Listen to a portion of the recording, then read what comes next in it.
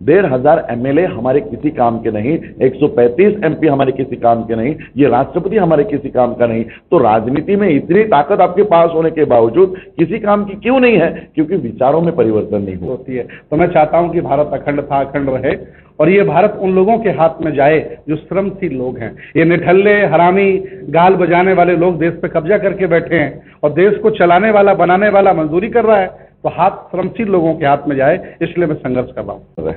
ये ऐसे वो लोग हैं, मैं कहना चाहूंगा, जो बाबा साहब के रिजर्वेशन के बदौलत, बाबा साहब के अधिकारों के बदौलत उस सीट पर जाने के बाद भी वो समाज की आवाज नहीं उठा रहा, वो धोखेबाज है। अगर ये नकारा ना होते, निठल्ले ना होते, अगर इनमें बहुजन समाज की मैत्री बनाने की क्षमता होती एससी ओबीसी माइनॉरिटी के नेताओं में, तो ये मुट्ठी भर लोग इस देश पे कब्जा नहीं कर लेते। ये निठल्ले और नाकारा लोग हैं और ये कब्जा किए। मैं आपको बताना चाहता हूं कि जातियों से कट्टर आज हमारे में संगठनवाद हो गया है। हमारे में इतने संगठन, अंबेडकर नाम से ही मेरी दिल्ली में कॉन्फ्रेंस हो रही थी और वहां के लोगों ने बताया सिर्फ अंबेडकर नाम से इस देश में 1 लाख से ज्यादा संगठनाएं हैं। साथियों नमस्कार, मैं हूं नीरज पटेल और आप देख रहे हैं नेशनल जनमत। इस समय मेरे साथ जो 2 शख्सियत हैं वो कतई परिचय की मोहताज नहीं है। उत्तर प्रदेश में घूम घूम करके इस हाथी जैसे विशालकाय शरीर लिए हुए बहुजन समाज को जगाने की कोशिश कर रहे हैं। एक है राजरत्न अंबेडकर जी, जो बाबा साहब भीमराव अंबेडकर के प्रपौत्र हैं। दूसरे हैं सुमित रत्न ठेरा जी। दोनों ही लोग इस समय बहुजन मैत्री के लिए बहुत अच्छा काम कर रहे हैं। पहले सर आपसे समझता हूं कि महाराष्ट्र से लेकर उत्तर प्रदेश तक आप आ गए, क्या तलाश रहे हैं उत्तर प्रदेश? पहले तो मैं आप सभी दर्शकों को ये क्लियर करना चाहता हूं कि बाबा साहब का परिवार सिर्फ महाराष्ट्र तक सीमित नहीं है। मैं आज वर्ल्ड फेलोशिप ऑफ बुद्धिस्ट, जो 128 देशों का संगठन है, मैं उसका स्टैंडिंग कमेटी सेक्रेटरी हूं। यहाँ के लोगों को ऐसा लगता है कि महाराष्ट्र से चलकर कोई हमारे यहाँ पर आया है। मैं महाराष्ट्र से नहीं, बल्कि मैं ये कहना चाहूंगा, मैं लंदन, यूएस, यूके और यूएई से चलकर यहाँ पे आप लोगों के यहाँ आया हूँ। अलग अलग देशों में घूमकर मैं यहाँ पर आया हूँ। यूएन में हो, डब्ल्यूएफपी में हो, यूएससीआईआरएफ में, जहां पर मेरे कंप्लेंट करने की वजह से बीजेपी सरकार पर 3 सैंक्शंस आई है, 3 निर्बंध आए हैं। ये कंप्लेंट मैंने भारत में नहीं की, वॉशिंगटन डीसी में की है। तो बाबा साहब ने हमारे लिए विश्व के दरवाजे खोले हैं, विश्व के दरवाजे खोले। बाबा साहब कहा करते थे कि गांव और खेड़ों को छोड़ो और शहरों की तरफ चलो, और आज की स्थिति ऐसी है कि शहरों को, भारत को छोड़कर हमारे लोग विदेशों में जा रहे हैं। तो ये ग्लोबल कम्युनिटी है। उत्तर प्रदेश में आने का ये जो प्रावधान है, ये के पूरा श्रेय जो जाता है, पूरा क्रेडिट जो जाता है, ये सुमित रतन बनते जी को जाता है।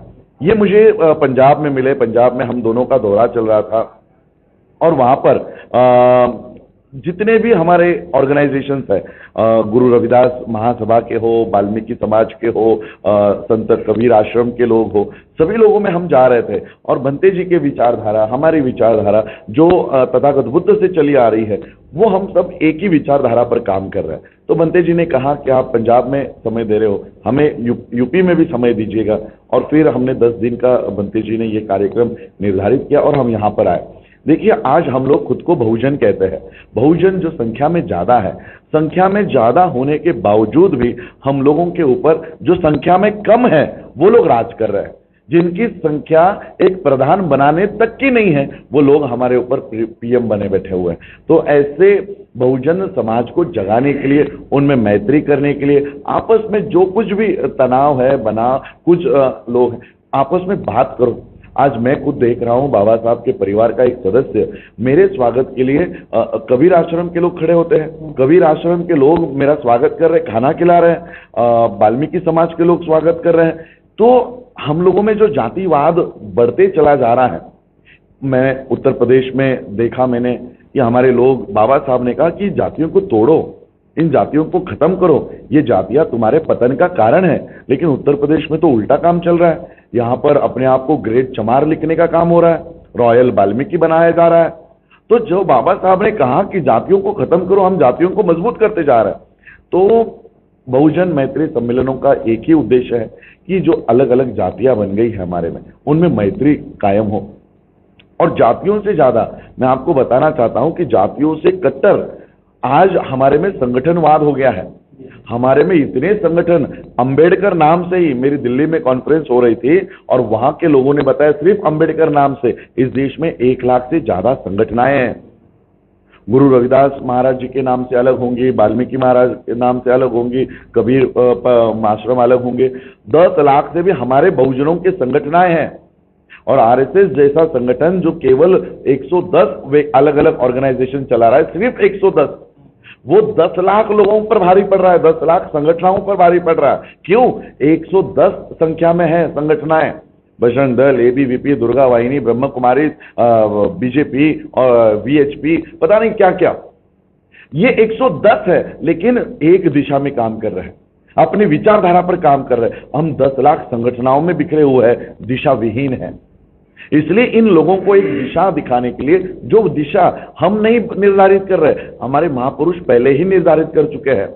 तथागत बुद्ध हो, गुरु रविदास जी हो, हमारे जितने भी महापुरुष हैं अब तक, बाबा साहब अम्बेडकर जी तक, मान्यवर काशीराम जी तक, इन महापुरुषों ने जो दिशा हमको बताई है, उस दिशा पर इनको चलाने के लिए लाने के लिए हम लोग ये बहुजन मैत्री सम्मेलन। उत्तर प्रदेश में या पूरे देश में जो मौजूदा हालात हैं, उनके लिए आप क्या मानते हैं? राजनीतिक बदलाव जरूरी है या सामाजिक परिवर्तन जरूरी है? देखिए, राजनीतिक बदलाव की अगर बात करोगे तो मैं तो ये मानता हूं कि इस देश में राजनीति के तौर पर सबसे ज्यादा शक्तिशाली समुदाय शेड्यूल कास्ट का है।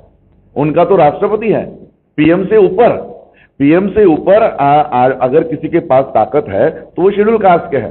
तो शेड्यूल कास्ट के राजनीति में सबसे बड़ा पद होने के बावजूद शेड्यूल कास्ट के किसी काम का है ये पद?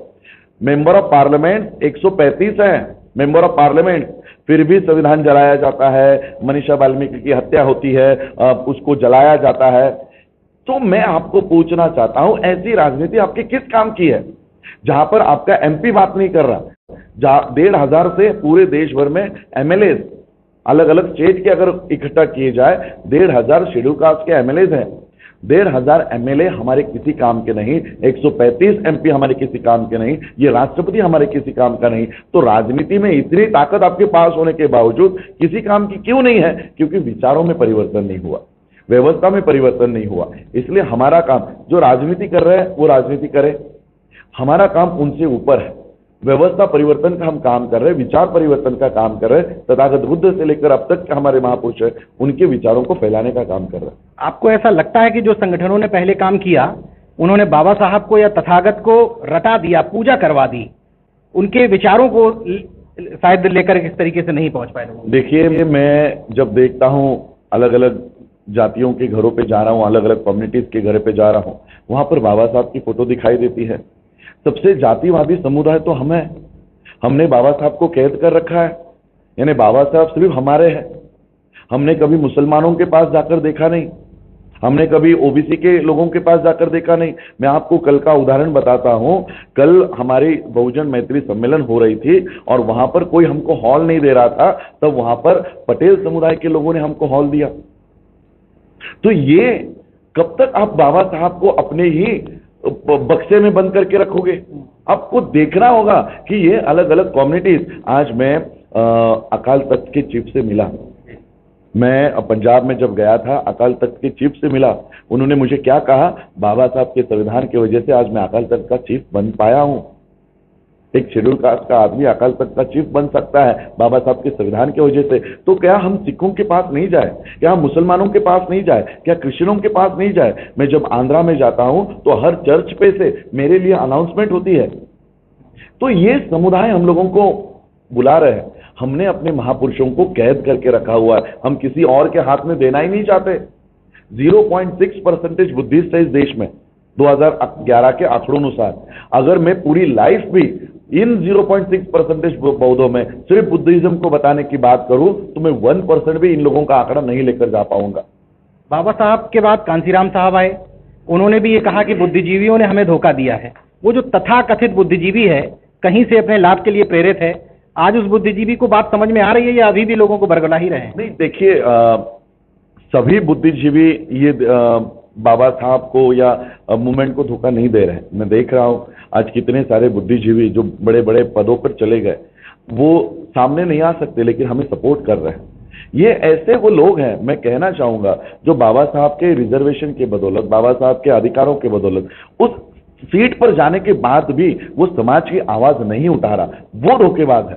जो अपने, मैं तो कहना चाहूंगा, चाहे वो पुलिस ऑफिसर हो या कोई जज हो या डॉक्टर हो, मैं आप लोगों से कोई फेवर नहीं चाहता।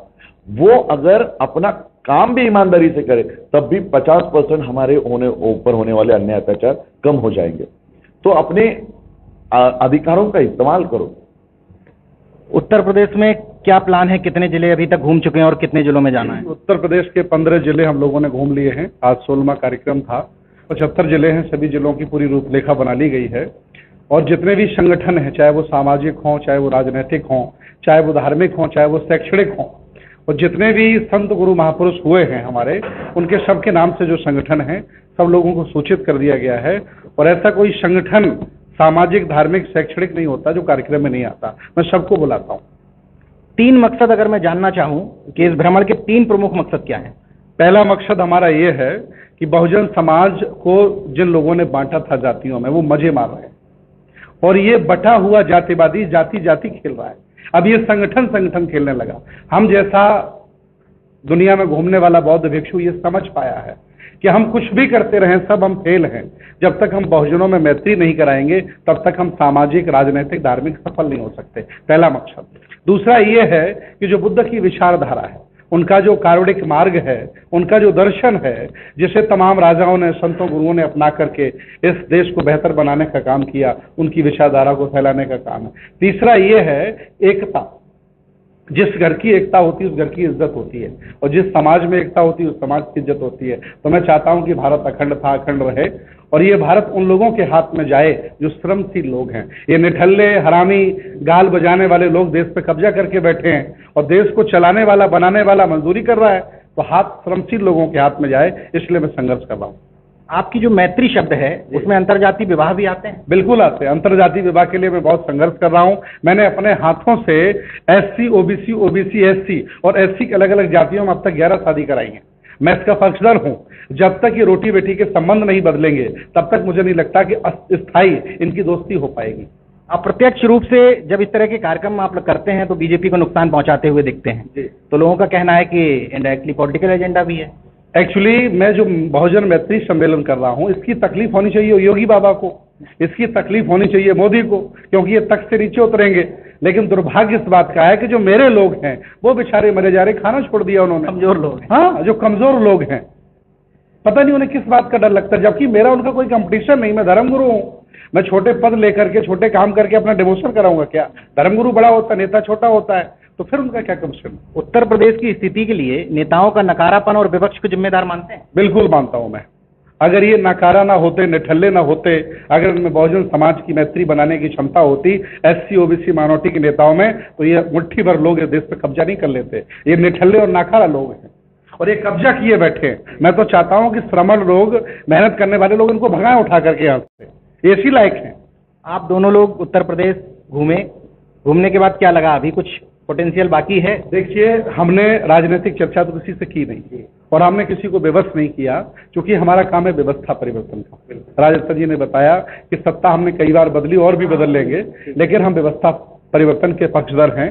और जो बुद्ध का आंदोलन है, ये श्रमण संस्कृति का जो आंदोलन है, उसको स्थापित करने के पक्ष में है। आपके माध्यम से एक और कंफ्यूजन मैं दूर करना चाहता हूं अपने दर्शकों का। तमाम घरों में मैं देखता हूं कि तथागत भी रखे हुए हैं एक तरफ, दूसरी तरफ देवी देवता भी रखे हुए हैं। ये कैसा अजीब कंफ्यूजन? एक्चुअली ये दोहरे चरित्र के लोग हैं। ये बाबा के एहसानमंद लोग नहीं है। ये बुद्ध के आंदोलन को भूल गए, ये महापुरुषों की रोटियों को भूल गए, जिनकी वजह से ये जिंदा है। ये दोहरे चरित्र के लोग हैं। न ये हिंदू है, न ये बौद्ध हैं। ये किसी काम के नहीं है और न इनकी वहां इज्जत होती है और न ये हमसे इज्जत पाते हैं। इसलिए वो अपना खुद नुकसान कर रहे हैं।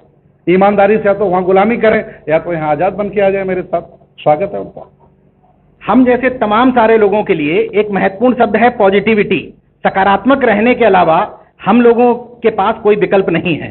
तो सकारात्मक रहिए। उम्मीद करिए कि राजरत्न अम्बेडकर जी जैसे लोग, सुमित्रा रत्न खेरा जी जैसे लोग उत्तर प्रदेश भ्रमण कर रहे हैं। आगे मध्य प्रदेश जाने का भी प्लान है। कुछ बदलाव होगा, क्योंकि सांस्कृतिक परिवर्तन के लिए हम और आपको मिलकर लड़ना है। देखते रहिए नेशनल जनमत। जागरूक और सजग बने रहिए। जय विज्ञान, जय संविधान। धन्यवाद। दोस्तों, अगर आपने मेरा YouTube चैनल सब्सक्राइब नहीं किया तो प्लीज़ सब्सक्राइब कर लें और उस बेल आइकन पर जरूर क्लिक करें, जिससे जो मेरे न्यू वीडियो हैं वो आप